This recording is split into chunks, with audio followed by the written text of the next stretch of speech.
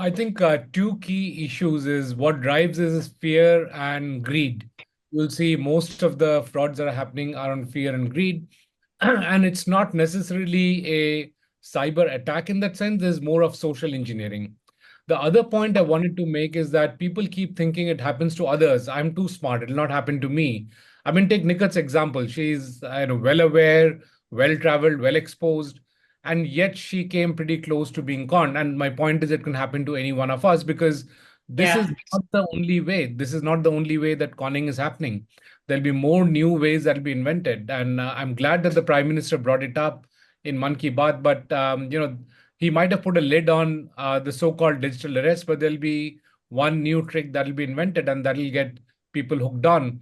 As you know, I've been running fintech with over 250,000 merchants, and we faced frauds that our merchants had to get the brunt of it every day, about 4 to 5 every day. And this is typically targeted towards those who are, at that time, those who are old, those who are not very familiar with technology, and so on. But having said all of this, let's just fast forward and assume Nika did fall into the trap and she did transfer money. How will the money get transferred? It'll get transferred digitally. It'll get transferred Right. from her account to another account. Now, as per the banking regulations, every single account that is opened by the banks must have a vigorous KYC. I'm sure all of you have opened up bank accounts in the recent past where the bank manager or a representative actually comes to your house. They are polite. They say, "Aapko aane ki zarurat nahi hai. You don't need to come to the bank branch. We will come to you." The reason being they want to check whether you are in the residence or not. So there is a very deep check that happens. Then why is it that when these money gets transferred to another account where a KYC has been done, there is no check as to whose account it has gone into? The response that comes in from the so-called cyber police, and I'm sorry to say this, is quite tardy, is extremely tardy. You tell them something has happened, or let's step back. Let's say Nikat figured out that there's a fraud. She had a phone number that it came from. Where do you lodge this? She knew it. Now somebody else will fall for it. Where can she share this information? And when you actually go in and say, "Oh, my credit card, somebody took the OTP and I've had a fraud," and you realize it an hour later, you call up the bank, and the very rude person in the bank says, "Oh, you put the OTP, so it's done. You gave the consent." Now the settlement happens on a T+1 day, so the bank has not yet settled, so they can settle it the next day. Yet they go ahead and settle it. There's a huge lacuna on the bank side. There are huge lacunas on the financial services side.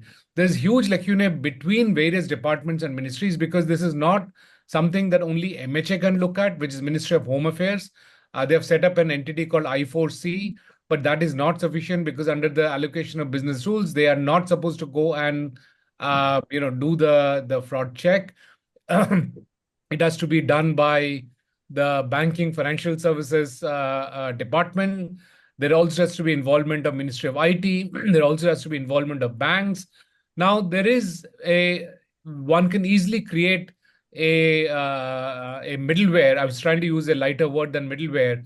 A system like Aadhaar or a system like any of the DPIs that we have created, which connects ordinary people like us and Nikat, where we can put in the phone numbers of those that we think are causing fraud, connects to the banks, connects to the Yeah. financial services, connects to I4C. And then we are not saying that damn the person, here is a phone number, damn the person. You use a statistical check. If there are 100 calls that are coming in saying this number is fraud, then you decide it's fraud. Because the counter arguments that have been given to me that, oh, then people will go around putting everybody else's phone number into that system and say they're all fraud. So I'll put Priya's number and say, oh, that number is a fraud. Well, it can't just be, there has to be hundreds of people saying so. There are But we statistics. have Truecaller, which says fraud, now at least Absolutely, some Priya. checks are there. Absolutely.